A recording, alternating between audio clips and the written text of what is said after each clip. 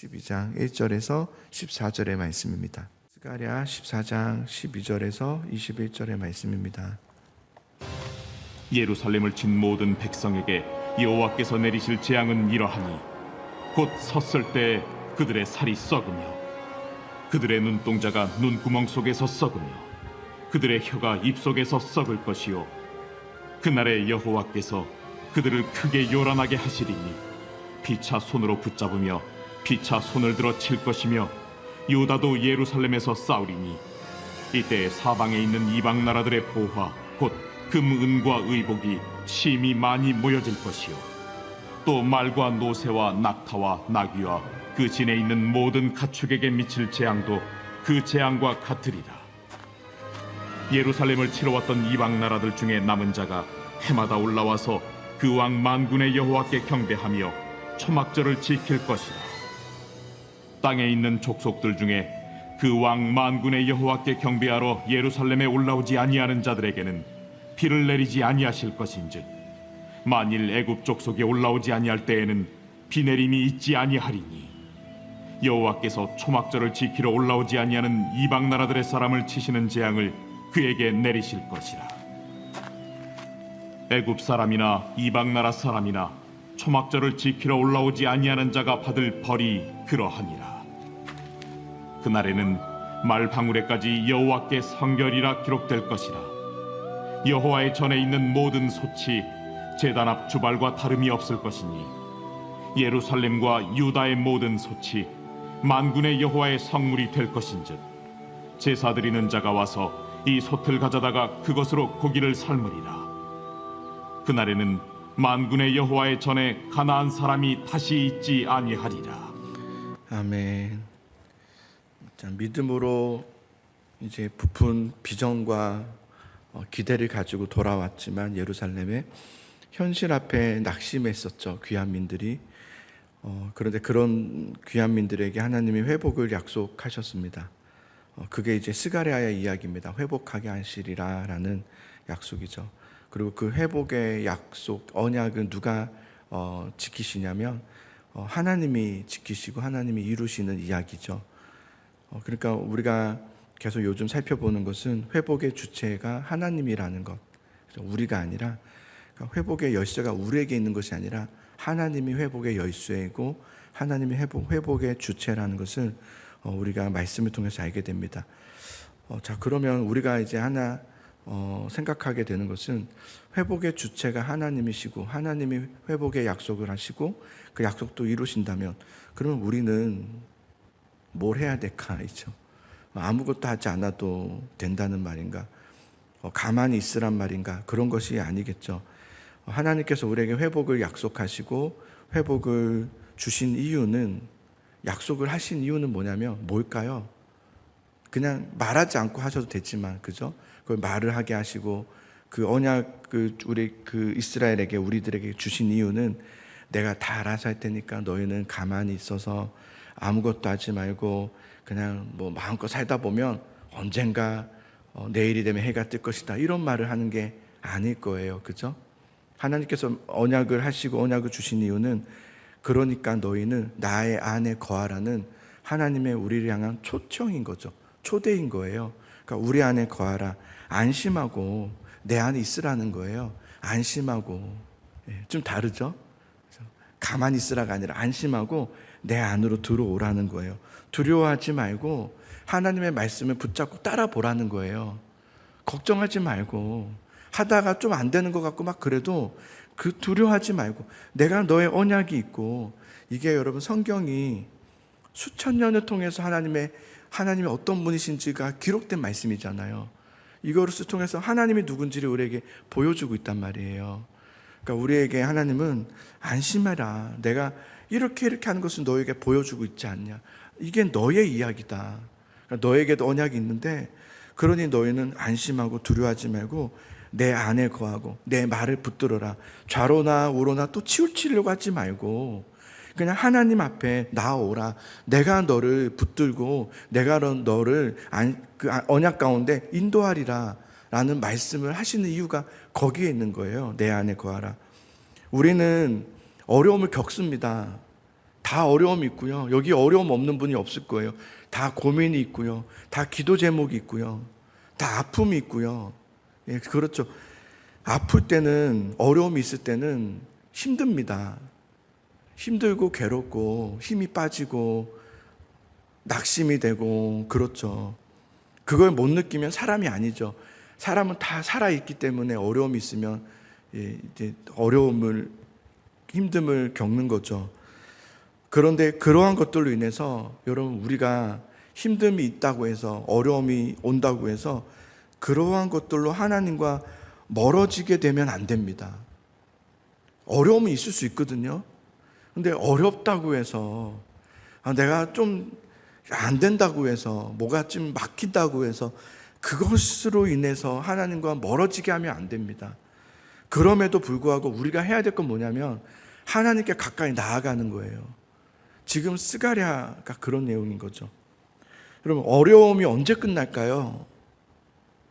안 끝납니까? 끝나긴 하죠.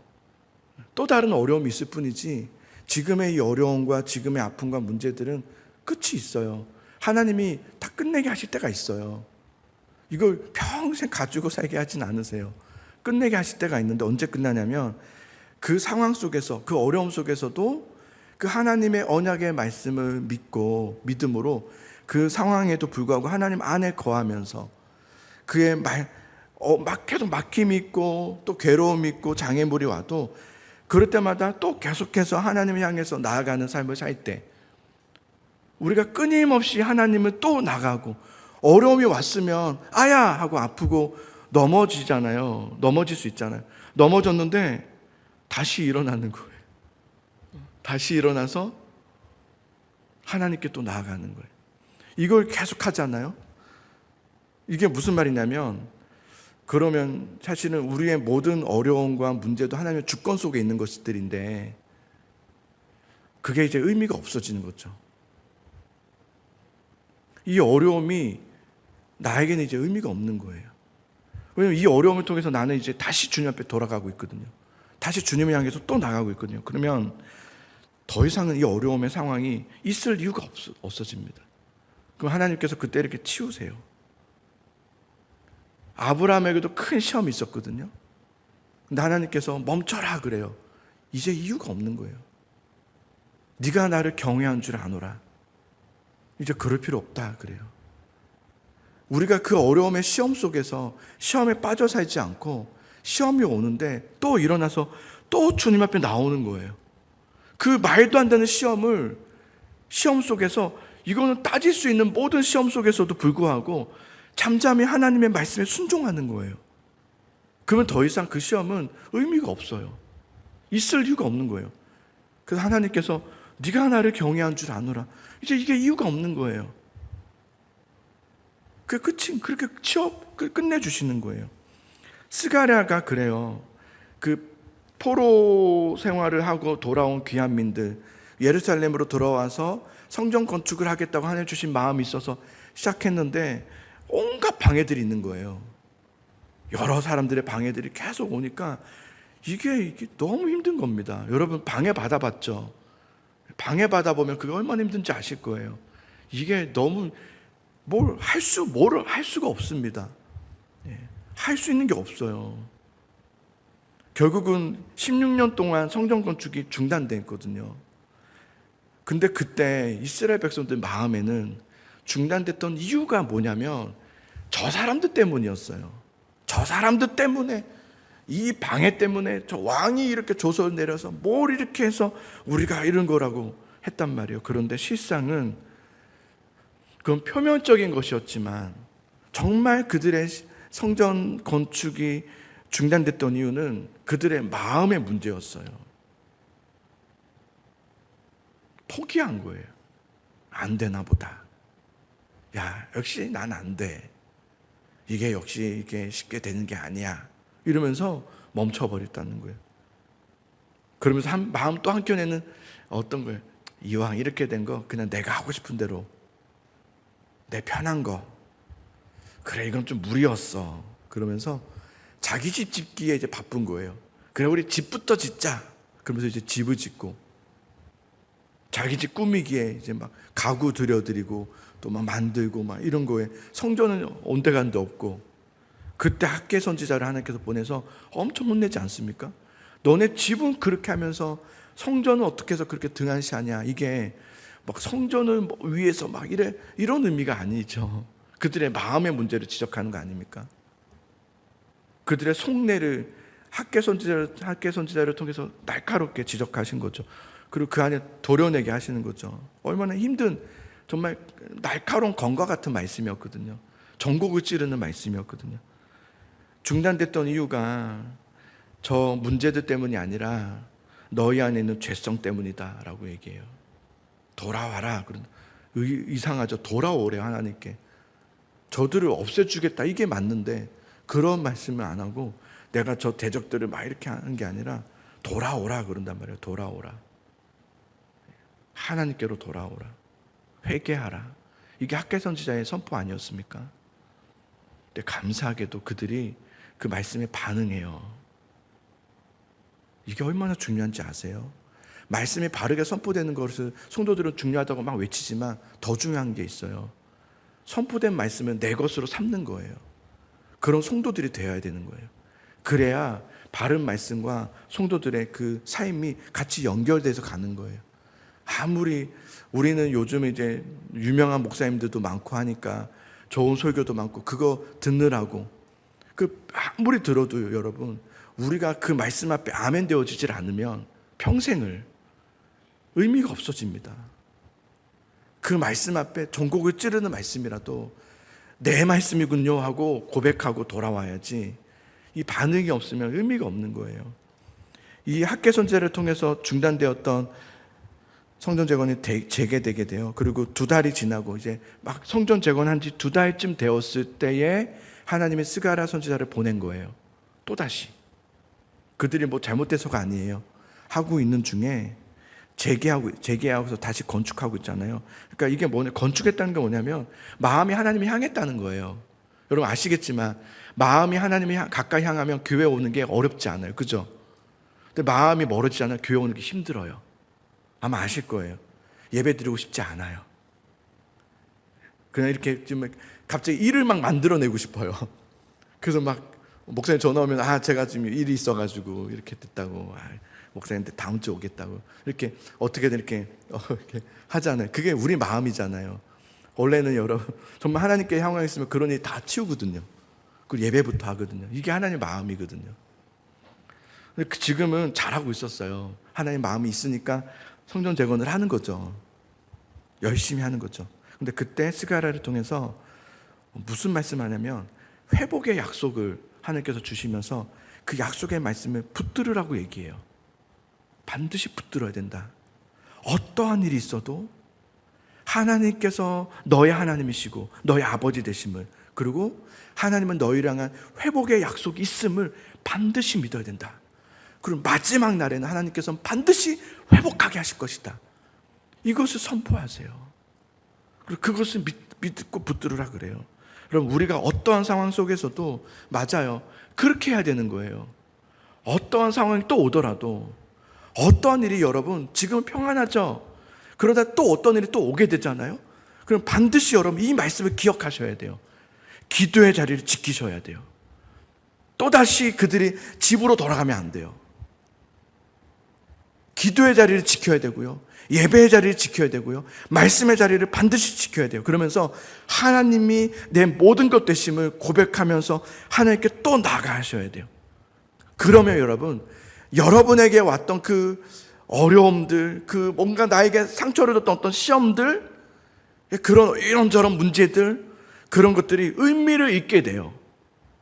우리가 신앙생활이 뭐냐면 그 악한 것들이 의미를 잃게 하는 거예요.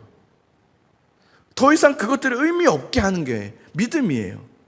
믿음으로 선포하면 여러분은 낙심하게 하고 시험 들게 하고 예배하기 싫게 하고 기도가 안 되게 하고 막 이런 것들 있잖아요. 그것을 우리가 믿음으로 주 앞에 그럼에도 불구하고 나아갈 때 그 의미를 잃게 하는 거예요. 그게 여러분 승리입니다. 사탄의 마귀의 힘을 잃게 하는 거예요. 우리가 기도할 때 그래요. 힘듦에도 불구하고 나와서 아버지 하면서 기도하잖아요. 그러면 여러분 마귀가 두렵습니다. 자기들이 힘을 잃을까 봐. 그래서 여러분을 힘들게 하는 그 상황들을 의미 없게 만드는 거예요. 그게 믿음 생활입니다. 나는 하나님의 자녀야. 하나님은 나를 향한 분명한 계획이 있어. 그리고 회복의 약속이 있어. 우리의 끝은 여러분, 믿는 자의 모든 끝은 회복입니다. 믿으십니까? 믿는 자의 모든 끝은 회복이라고요. 지금이 아니라고요. 지금의 이 상황이 끝이 아니라고요. 반드시 하나님의 약속이 있다고요. 그게 우리들을 향한 하나님의 약속이라고요. 그러니 그것에 시험 들지 말고 빠지지 말고 다시 일어나서 하나님 앞에 나아가서 달려가기를 멈추지 않을 때, 그러면 더 이상 그 어려움들이, 상황들이, 문제들이, 시험들이 의미를 잃게 돼요. 의미가 없게 되는 거예요. 그래서 오늘 이제 14장 마지막이잖아요. 그리고 12절부터의 본문은 뭐냐면 하나님께서 자기 백성들을 괴롭게 했던 대적자들, 원수들, 문제들의 또 어떤 상황들에 대해서 심판할 것에 대한 말씀을 하세요. 내가 심판하리라 그래요. 내가 심판하리라. 자, 13절만 볼게요. 한번. 자, 한번 같이 보겠습니다. 13절 시작. 그날에 여호와께서 그들을 크게 요란하게 하시리니 피차 손으로 붙잡으며 피차 손을 들어 칠 것이며. 이게 무슨 말이냐면 원수들끼리 스스로 좌충우돌하여서 막 진멸하게 하겠다. 그들 스스로가 자기들끼리 그래서 진멸하게 하시겠다. 여러분, 죄의 길, 또 원수의 길, 대적자의 길, 그 시험 들게 했던 그들의 어떤 길들, 그 심판하신 하나님의 방법 중에 하나가 뭐냐면 스스로 무너지게 하는 거예요. 원수들은 여러분 스스로 무너집니다. 그게 하나님께서 만드신 법이에요. 원수들, 죄의 길은 반드시 스스로 무너지게 돼 있는 길입니다. 악한 자들끼리 서로 무너지게 하고요. 스스로 또 무너지고요. 그렇기 때문에 여러분, 원수는 여러분이 갚는 게 아니에요. 하나님의 주권 앞에 맡기시는 거예요. 내가 분할 수 있어요. 근데 그 분에 못 견디어서 말에 실수가 나오면 안 돼요. 분에 못 견뎌서 자칫 화를 내거나 분을 내어서는 안 돼요. 잘못된 판단을 내리시면 안 돼요. 그럼 그것은 반드시 내 올무가 됩니다. 하나님은 어떤 역할을 하세요? 그 길을 가지 않도록 막으시는 거예요. 목회자를 통해서 또 말씀을 통해서 그 길을 못 가게 막는 거예요. 왜냐하면 그 길은 반드시 망하는 길입니다. 이건 분명한 사실이에요. 그래서 여러분 참으셔야 돼요. 어떤 일이 왔을 때 인내하셔야 돼요. 죽을 때 죽기까지라도 참으셔야 돼요. 그리고 하나님 주권에 맡기셔야 돼요. 그러면 하나님이 갚으세요. 하나님이 갚으시잖아요. 시편 말씀 두 가지를 읽어드릴게요. 악인들은 오직 바람에 나는 겨와 같도다. 여호와께서 겸손한 자들은 붙으시고 악인들은 땅에 엎드려 뜨리는도다. 이렇게 돼 있어요. 이게 그냥 원리입니다. 악인들은 반드시. 그래서 악인들의 길을 따르지 마셔야 돼요. 악인들과 같이 맞대응하시면 안 됩니다. 어떤 일이 앞으로 일어나든지 어떤 문제가 왔든지 그 문제와 내가 막 거기에 막 부딪혀버리면서 그 문제를 계속 내가 부딪혀버리면 나만 상합니다. 그럴 때는 여러분, 기도하고 싶지도 않을 거예요. 예배하기 싫을 것이고요. 말씀도 듣고 싶지 않을 거예요. 다 경험 우리 하잖아요. 그럼에도 불구하고 나오는 거예요. 그래서 그 상황들이 의미 없게 만드는 거예요. 그래서 여러분 열심히 기도하셔야 돼요. 지금 여러분 열심히 기도하셔야 되고 열심히 예배하셔야 되고 말씀을 정말 더 가까이 귀를 기울이면서 들으셔야 되고요. 일어나서 하나님께로 달려가기를 멈추지 마셔야 돼요. 그리고 예배하는 김에 뜨겁게 하십시오. 그냥 뜨겁게 기도하셔야 됩니다. 그냥 묻혀서 가려고 하지 마십시오. 하나님 하면서 뜨겁게 기도하고 뜨겁게 예배하고 그렇게 가다 보면 반드시 어려움은 끝이 납니다. 의미가 없게 되면서 끝이 나게 하는, 스스로 망하게 하는 거예요. 그러니까 여러분 기도 열심히 하십시오. 스스로 망하게 하십시오. 우리 말고요. 악한 것들이, 우리를 방해하는 것들이 스스로 망할 수 있도록, 그것들이 끝이 날 수 있도록 여러분 더 주님 앞에 나와서 기도하시고, 또 혹 앞으로 여러분 개개인으로 우리 다, 저 또한 어떤 어려움이 또 오더라도 그래도 여러분 또 나오는 거예요. 멈추지 않는 거예요. 그러고 싶거든요. 굴뚝 같거든요. 저도 어려우면 그래요. 저도 힘들면 굴뚝같이 기도하고 싶지 않아요. 화가 나고 막 그러니까 그럴 수 있잖아요. 그럼에도 불구하고 그 자리를 지키는 거예요. 그래도 또 나와서 또 주님 앞에 주님 하고 힘들다고 울기도 하고 하는 거예요. 그러면서 여러분 악인들은 망하게 되는 거예요. 그 승리를 계속 경험하셔야 돼요. 그러면 끝이 주님께서 그 어려움을 끝내게도 하시지만 그 끝으로 끝내게 하신 게 아니라 그 다음엔 하나님께서는 영광의 은혜를 주세요. 그래서 오늘 스가랴 말씀도 그렇게 끝이 나요. 네. 거룩한 자녀를 우리를 만드시면서 우리를 영광스럽게 하시고 끝이 나세요. 네. 그런 하나님의 약속이 있음을 믿으시기 바랍니다. 그럼 여러분 열심히 기도하시고 열심히 예배하시고 이왕 하는 거라는 게 좀 그렇지만 그것만이 우리가 살 길이에요. 그래서 예배가 살아있는 교회는 살아있는 교회예요. 기도가 살아있는 교회는 살아있는 교회예요. 말씀이 살아있는 교회는 살아있는 교회예요. 그러면 그런 교회는 여러분 어떤 악한 마귀 사단이 공격을 해도 끄덕기 없어요. 또 다시 튕겨내고 이겨내는 거예요. 의미 없게 만들어버리는 거예요. 악함들을. 그런 교회가 되기를 바라요. 여러분 우리 살아있는 예배, 살아있는 기도 뜨겁게 하나님께 나아가시기 바랍니다.